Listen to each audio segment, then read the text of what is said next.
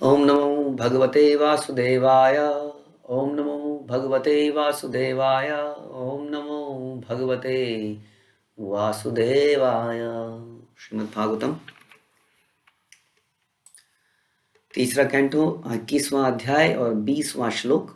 तो हम सुन रहे हैं कर्दम मुनि की ग्लोरिफिकेशन ऑफ कृष्णा। हमने याद होगा कि कृष्ण कर्दम मुनि के सामने अवतरित हो गए हैं, गरुड़ देव के ऊपर खड़े हैं और कर्दम मुनि भगवान की ग्लोरी में बोलते जा रहे हैं। तो बोलते हैं, नई तदाधीश पदम तवेप्सितम यन्मायया नस्तनूषे भूत सूक्ष्मम अनुग्रहाय स्तवपि यर्हि मायया लसत्तुल्लस्य भगवान विलक्षितः। हे भगवान, इच्छा के ना होते हुए भी आप स्थूल तथा सूक्ष्म तत्वों की सृष्टि को हमारी इंद्रिय तुष्टि के लिए प्रकट करते हैं। ये बड़ा इंपॉर्टेंट लाइन है कि संसार आखिर क्यों है, जहां पर इतने दुख हैं, जहां पर मृत्यु है, जहां बीमारी है, ये संसार आखिर क्यों बनाया गया है। ये बहुत बड़ी मिस्ट्री है। कितनी हैरानी की बात है कि हमारा इस तरफ कोई रुझान नहीं है इसको जानने के लिए। साइंटिस्ट ये तो जरूर जानने की कोशिश कर रहे हैं कि पेट्रोलियम कहाँ मिलेगा, गैस कहाँ मिलेगी, उड़ने वाली कार हम कैसे बनाएंगे, लेकिन इन सारे संसाधनों को प्राप्य हमें अवेलेबल कराने वाला व्यक्ति कौन है और उसका क्या पर्पस रहा होगा, क्या पर्पस रहा होगा उसका, जिसने समुद्र के अंदर हीरे जवाहरात, जहाँ जेम्स निकलते हैं उसके अंदर से कहाँ कहाँ से इतनी जड़ी बूटियां निकल रही हैं जो शरीर के लिए इतनी बढ़िया है।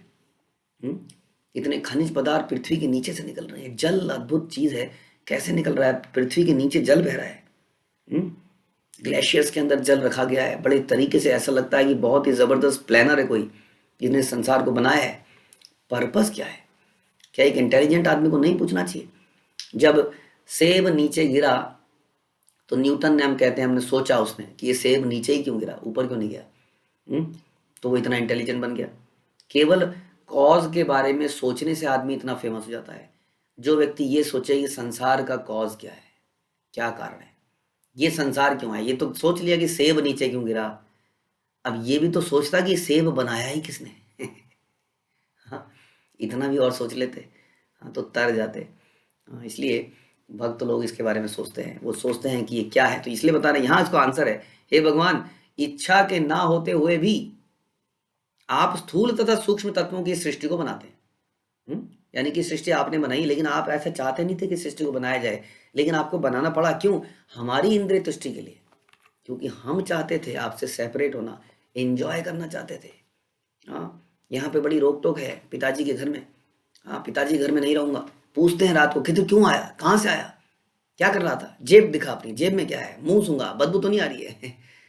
हाँ, बहुत इंक्वायरी हो रही है यहाँ पर, यहाँ नहीं रहूंगा, अलग जाके रहूंगा। तो इस प्रकार से हमारी इच्छा हुई। पिताजी ने समझाया, एक बार, दो बार, तीन बार, कई बार समझाया, हमने विद्रोह कर दिया। तब पिताजी ने मजबूरी में कहा, सड़क में कहाँ रहेगा, चलो बना, इसको कुछ किराए पे देता हूँ, जा रहे वहाँ पे जाके वहीं रह ले। तो इसलिए हमारी इंद्रिय तुष्टि के लिए भगवान ने जगत बनाया, लेकिन हमारी औकात ही क्या है। हाँ, एक चिंगारी जब अग्नि में से अलग होती है तो थोड़ी देर में लुप लुप लुप लुप करके बुझ जाती है कि नहीं? कितनी देर तक उसकी गर्माहट रहेगी। हाँ, वैसे ही हम लोग, जैसे कहते हैं, जब घास जमीन से कट जाती है तो धीरे, शुरू में तो हरी दिखती है, लेकिन धीरे धीरे हरे से पीले पड़ती है और पीले से भूरी पर भूरी होती है और खत्म हो जाती है, समाप्त हो जाती है। उसी तरह से हम भी उस परम पिता से अलग थलग पड़े हैं। हाँ, कब तक हमारे अंदर ये चमचमाहट रहेगी? धीरे धीरे हमारी चमचमाहट समाप्त हो जाती है और हम थक जाते हैं, गल जाते हैं।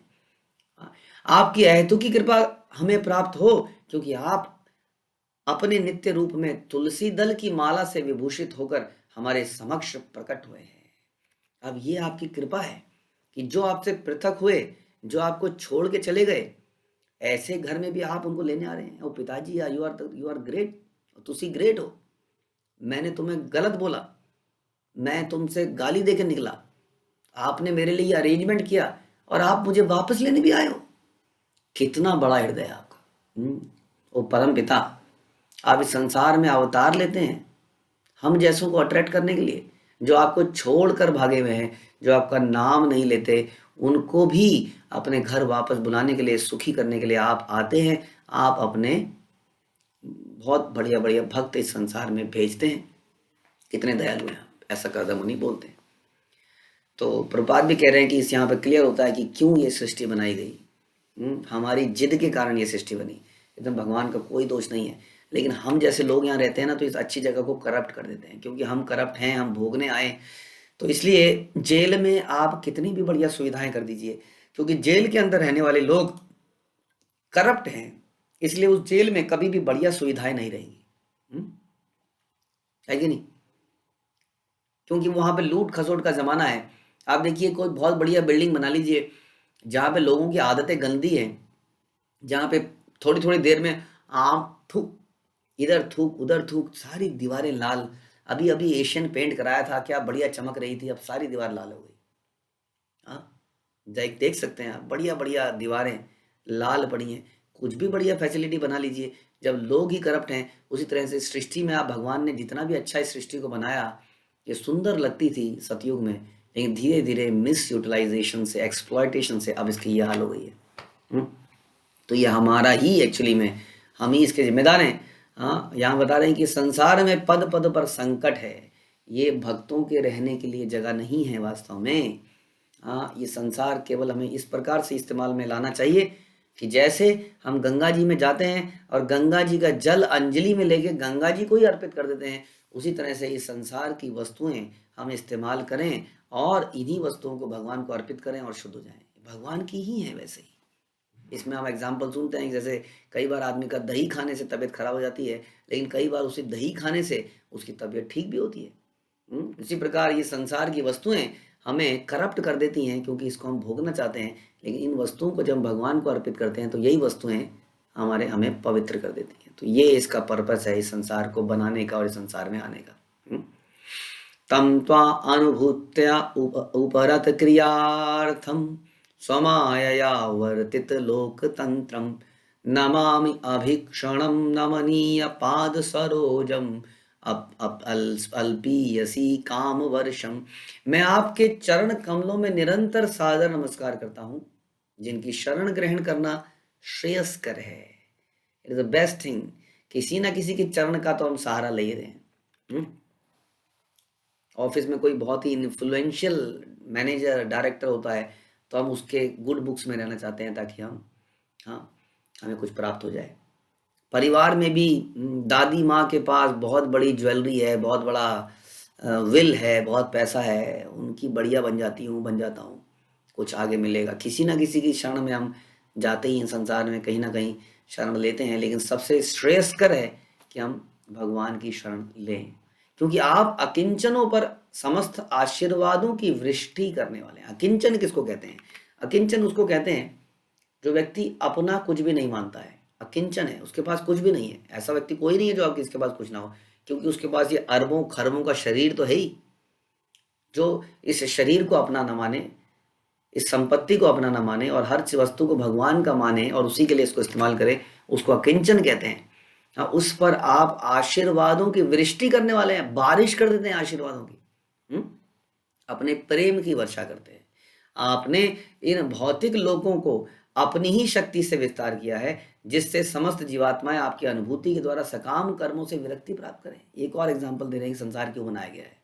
देखिए ध्यान से, ये संसार इसलिए बनाया गया है ताकि हम धीरे धीरे सकाम कर्मों से विरक्ति प्राप्त करें, यानी कि मैं और मेरा से ऊपर उठ पाएं, अपने फायदे नुकसान को ना सोचें, क्योंकि हम जानते ही नहीं है कि हम कौन है और हमारा फायदा नुकसान क्या है।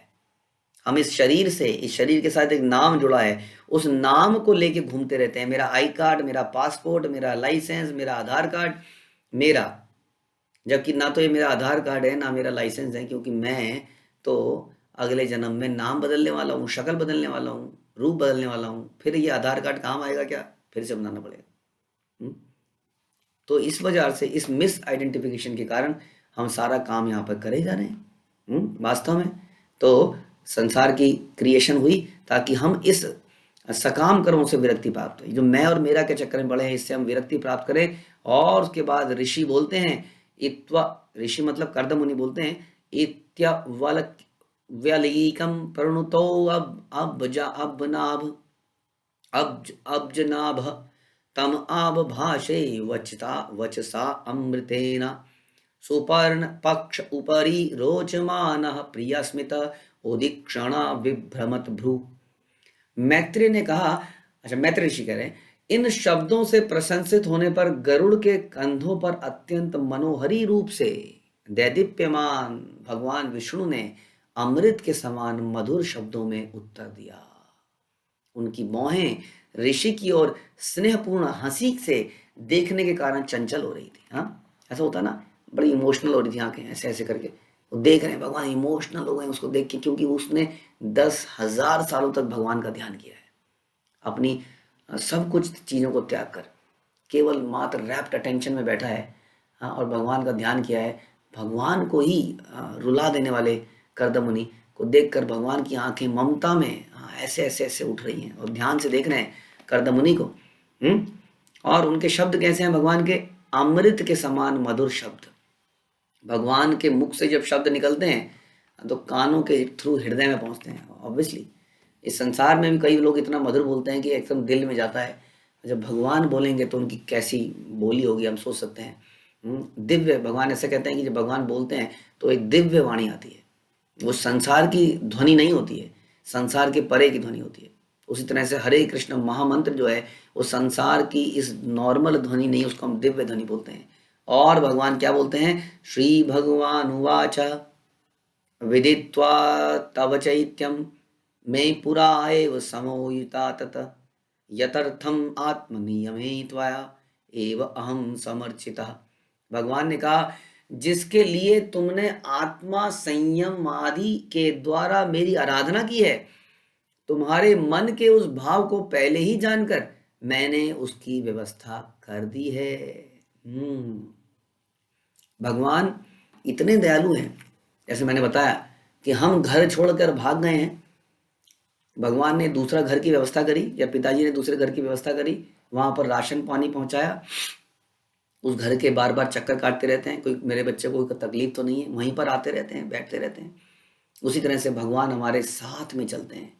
हमने ऑल्दो भगवान के साथ विद्रोह किया, संसार को भोगने का प्लानिंग बनाई, फिर भी भगवान कहते हैं डोंट वरी, मैं तुम्हारे साथ चलूंगा। इसलिए हर शरीर में हम जानते ही नहीं है, जैसे आत्मा हमारे हृदय में है ऐसे ही परमात्मा भी हमारे हृदय में बैठते हैं। ये दो पक्षियों के समान है जो साथ साथ में बैठते हैं, लेकिन एक पक्षी को मालूम ही नहीं है कि एक और पक्षी साथ में बैठा हुआ है। क्यों? क्योंकि उस पक्षी की नजर है केवल पके हुए फल पर, वो उड़कर उस फल को लपक के खाना चाहता है। और ये साथ मेरा पक्षी बैठा है कि कब ये इस चीज से विरक्त होगा और कब मेरी तरफ देखेगा और कब हम दोनों उड़ जाएंगे उस आध्यात्मिक आकाश की तरफ। तो यही हमारा हाल है। हम भी अपने हृदय में बैठे हैं, ये शरीर रूपी इस वाहन के अंदर हम भी बैठे हैं और साथ में परमात्मा बैठे हैं। इतने दयालु हैं, इसलिए वो हमारे हृदय में चलने वाली सब बात को जानते हैं, हमारी सारी इच्छाओं को जानते हैं, हमारे सारे ढोंग को जानते हैं, हमारे सारे षड्यंत्र को जानते हैं, हमारे सारे झूठ को जानते हैं। इसलिए हमें हमेशा याद रखना चाहिए कि किसको धोखा दे रहे हैं हम। वास्तव में हम परमात्मा को धोखा दे रहे हैं और किसी को धोखा नहीं दे रहे हैं। अपने क्षणिक सुख लाभ के लिए हम उस परमात्मा को धोखा दे रहे हैं जो हमारे साथ इतने दयालु हैं कि संसार में भी हमारे साथ आते हैं। जस्ट बिकॉज हम अपने रोगों को किसी के आगे रिवील नहीं करते हैं, उन रोगों को लेके चलते रहते हैं, उन पापों को लेके घूमते रहते हैं, या उन अच्छी इच्छाओं को भी भगवान जानते हैं जो हम करना चाहते हैं।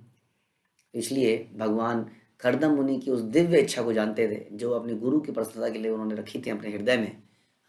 किस प्रकार से? तो भगवान ने कहा, भगवान इस प्रकार से भक्त के लिए व्यवस्था कर देते हैं। ये यथा माम प्रपद्यन्ते ताम सदैव भजामि। जिस प्रकार की इच्छा रखी जाए भगवान भक्तों की उसी प्रकार की इच्छा को पूरा कर देते हैं। इसलिए भक्त को चाहिए कि वो अपनी इच्छाओं को भी दिव्य बनाए। सांसारिक इच्छाओं से व्यक्ति कभी संतुष्ट नहीं हो सकता है।